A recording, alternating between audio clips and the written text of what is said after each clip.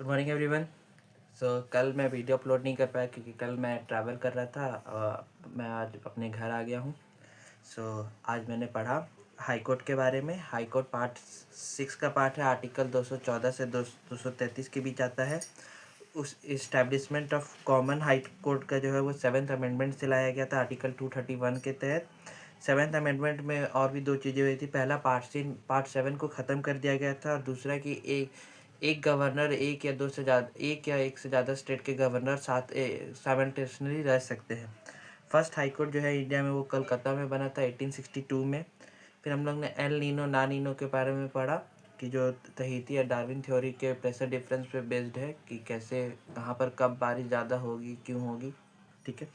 फिर हम लोग ने स्प्रिंग टाइड के बारे में पढ़ा कि जब अर्थ, मून और सन जब एक स्ट्रेट टाइड में होते हैं तो स्प्रिंग टाइड बनता है, यानी कि जो टाइड की हाइट होती है वो ज़्यादा होती है। और नीप टाइड जब होता है जब अर्थ, सन और मून जो होते हैं वो परपेंडिकुलर लाइन में होते हैं, तब जो टाइड होता है वो लो हाइट बनती है उसकी। फिर हम लोग ने मॉडले मिंटो रिफॉर्म के बारे में पढ़ा कि 1909 में ऐसा सेपरेट इलेक्ट्रोड दिया था। फिर फर्स्ट इंडियन जो इसमें वाइसरॉय एग्जीक्यूटिव काउंसिल में इंडियंस भी आ सकते हैं, ये प्रावधान लाया गया था। पहले जो इंडियन थे वाइसरॉय एग्जीक्यूटिव काउंसिल में वो थे सत्येंद्र प्रसाद सिन्हा। फिर दिल्ली दरबार और दिल्ली दरबार के बारे में पढ़े जो 1911 में हुआ था, जिसमें पार्टीशन को रद्द कर दिया गया था, बंगाल पार्टीशन को, और दिल्ली को कैपिटल बना दिया गया था। फिर हम लोग ने एम्पायर जहांगीर के बारे में पढ़ा कि मेहरुन्निसा उनकी वाइफ थी और उन्होंने उनसे 16 से 11 में शादी किया था। शाहजहाँ की मदर मेहरुन्निसा नहीं, वो उनकी मदर का नाम मनमाती बाई था, जो एक जगत गोसाई भी कहते हैं उनको।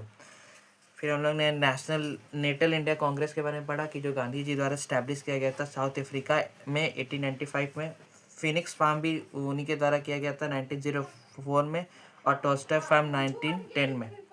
फिर हम लोग ने नोटो कॉर्ड के बारे में पढ़ा कि नोटो कॉर्ड क्या होता है। जो ये वर्टिब्रे में जो रॉड लाइक स्ट्रक्चर होता है उसको हम लोग नोटो कॉर्ड कहते हैं। सेगमेंटेड बॉडी एनालिडा, आर्थ्रोपोडा और कॉर्डेटा में होता है। फिर हम लोग ने एकिनोडर्मेटा के बारे में पढ़ा कि स्पाइनी स्किन ऑर्गेनिज्म होते हैं जैसे कि स्टारफिश। फिर हमने मायोपिया के बारे में पढ़ा कि मायोपिया को करेक्ट करने के लिए कनकेव लेंस की जरूरत होती है।